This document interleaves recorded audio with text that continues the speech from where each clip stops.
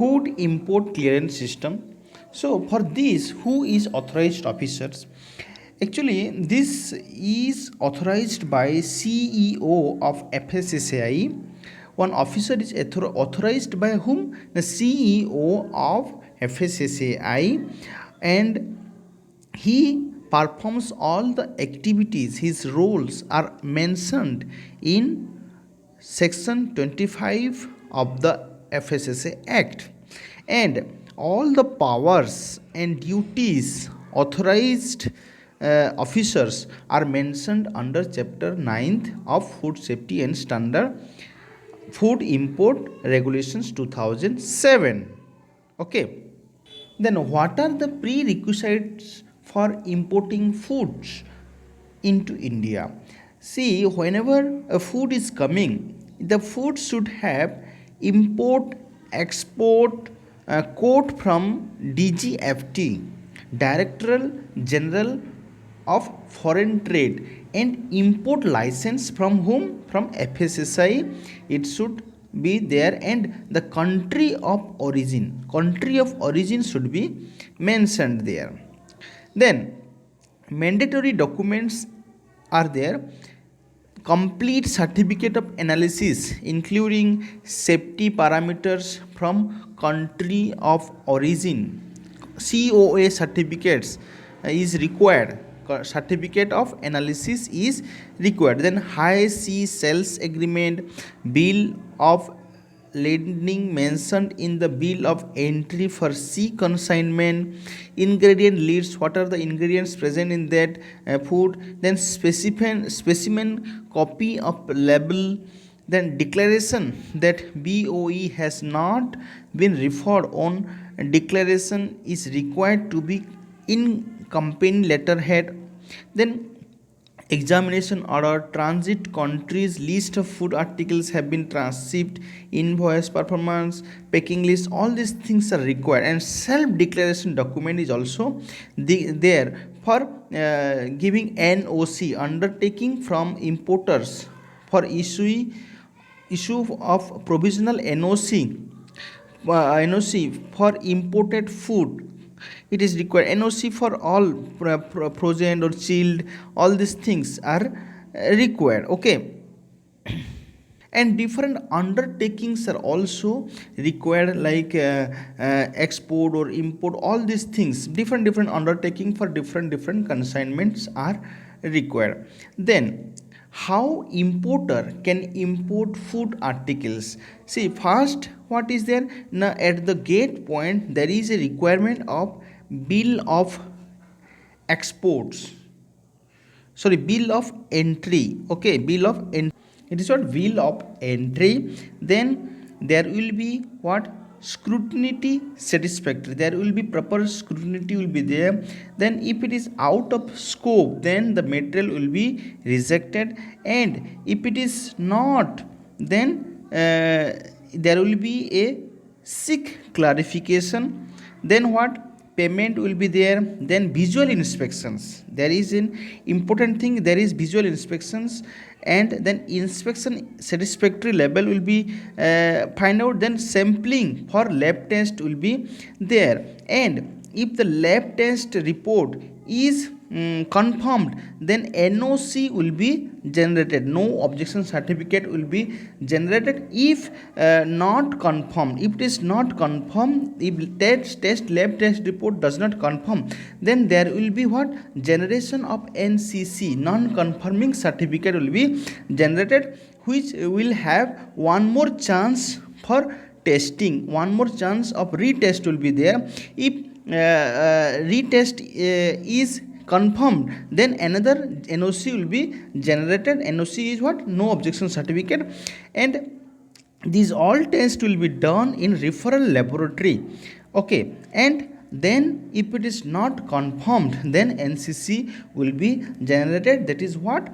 Non-confirming certificate will be generated. Here detailed activities is also mentioned. You can go through that bill of entry, where it will go. Then there will be one risk management systems which will scrutinize the application, and if the sampling is required, the BOE referred to FSSAI online food import clearance systems, that is FICS fix. Then importer needs to be registered on where he has to register on fix. Then FSSAI accepts the bill of entry and may ask for further details from CHA or importers if necessary. If all the relevant information is provided, authorized officers who has been appointed by CEO of FSSAI fixes appointment for the inspections of the consignment. Then on inspection, if everything is found satisfactory regarding all those requirements, then he will give non-confirming certificate, non-confirming NOC. He will give what? NOC. If all the regulations, all the standards are passed, then the material will be given NOC. Then samples are then sent to FSSAI notified food laboratory. If sample is found confirming, then no objection certificate is generated. If not confirming, then NCR, non-confirming report is generated, rejecting the clearance of food consignment. Means the food is rejected and it cannot be imported. Then if importer is not agreed with the findings of the laboratory report, he may apply for retestings at the referral laboratory, which is once only performed. He cannot do retesting repeatedly. Then the order passed by the review officer can be challenged before the CEO FSSAI, whose decisions thereon will be final. Okay, then for more details you can go for FSSAI Act 2006 and regulation made there under. Okay, then what is the validity period of import license? See, import license once given, it can be there with the importers. It may be from 1 to 5 years, but food business operator from the date of issue of license subject to remittance of fees applicable for the periods and compliance with the conditions of license. Then, do importers require to file annual return? Yes, he has to file the annual return. Where can we get all the restricted items? We can get it in where DGFT, Director General of Food Trade websites are there. You can go there and you can get all these details where the restricted items are there. Then what are the labeling requirements of imported food items? It is important. See, labeling requirements of imported food items are mentioned under Food Safety and Standards Packaging and Labeling Regulations 2011, Food Safety and Standards Food Import Regulations 2017, and guidelines only for labeling and requirements parts is also issued by FSSAI. You can go there and check that what are the rectifiable labeling deficiencies. In case of imported packaged food consignment, the following special dispensation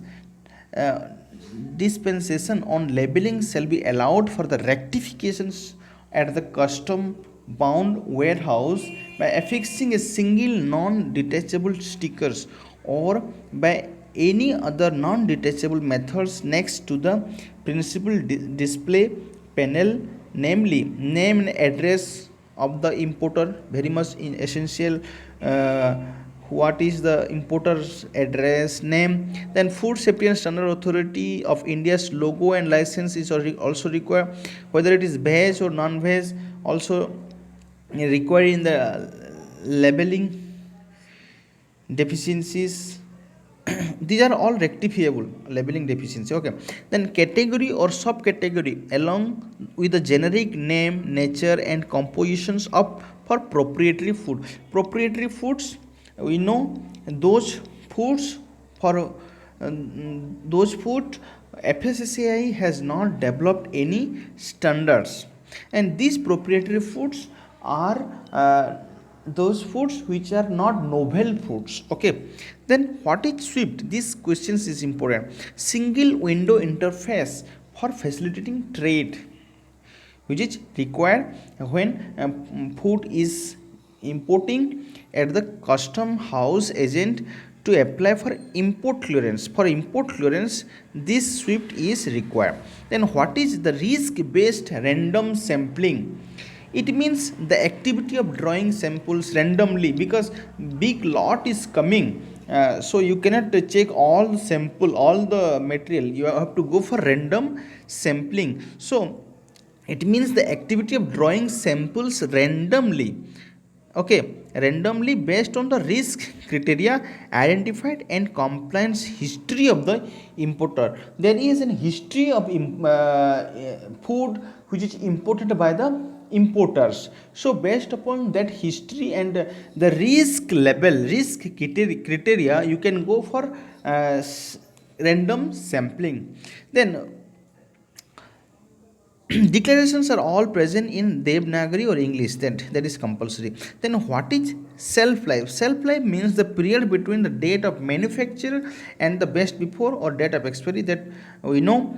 What is balance shelf life? Balance shelf life means the period between the date of import and best before or date of expiry, as the case may be.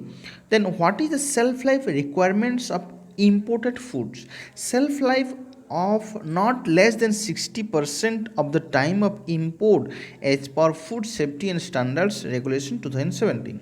How many samples are collected per product during the inspections? There is a need, there is two samples per inspections. What are the ways of payment? You can go to online payment systems, okay, and fees amount 12,000 for infant foods, and for other foods there is 5,000. Then in what instances the samples are not drawn from the consignment and a rejection report is generated during visual inspections? See, in case of imported food consignment, the authorized officer does visual inspections of the imported food products to ascertain its compliance under food safety and standards, packaging and labeling regulations 2011. And if there is a non-compliance, if there is any ANSYS is found just by visual inspections, then there is no need for what? Then authorized officers issue a rejection report to customs authorities, therein stating the reasons for refusing the withdrawal of sample. Withdrawal of sample is not required if the consignment itself is not satisfying the packaging and labeling requirements regulations 2011. There is no need to go for sampling if it is not conforming to the initial stage is what? In visual inspections of what? Labels. If labelings is not confirmed, then there is no need for drawing of samples and sending it for testing and generating NOC, no objection certificate. No need. Okay. Then what information is given on label of sample to be sent to laboratory for analysis? If a sample is withdrawn, then what are the requirement to be written on the sample? The sealed sample of imported food shall bear the following informations: code number of the sample, then date and place of collection, quantity of the sample, then name of article of food and category for food safety and standards regulations, then name and quantity of preservatives added while drawing the sample. If any sample we are drawing and giving some preservatives so that it will stay intact till it reaches the laboratory, then that also we need to mention there. Name and signature of the food importer or his customs house agent, and name and signature of the sender with official seal.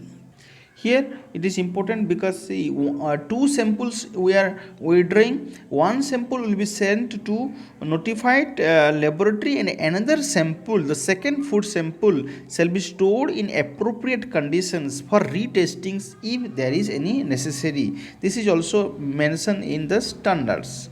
Next, whether import of nutraceuticals or health supplements is allowed in India.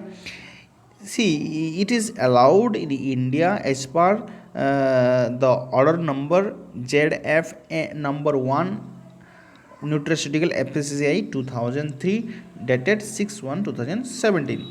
Is there a need for importer or their representative to visit the FSSAI office? No need to visit FSSAI because everything is happening in online basis.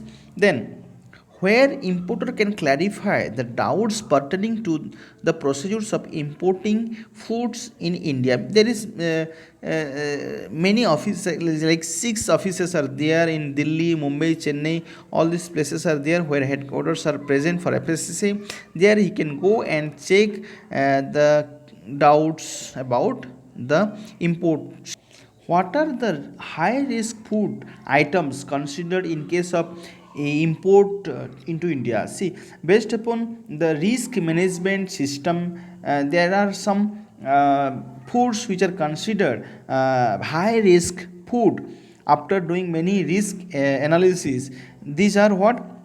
Meat, animal product, fish, egg and egg product, milk, powders, infant milk foods, infant formula, fats in any form except edible vegetable oil, then cocoa, butter equivalent or substitutes. All these things are considered high risk food items after doing risk management system analysis. All these questions we have discussed for import clearance system in India. Thank you a lot.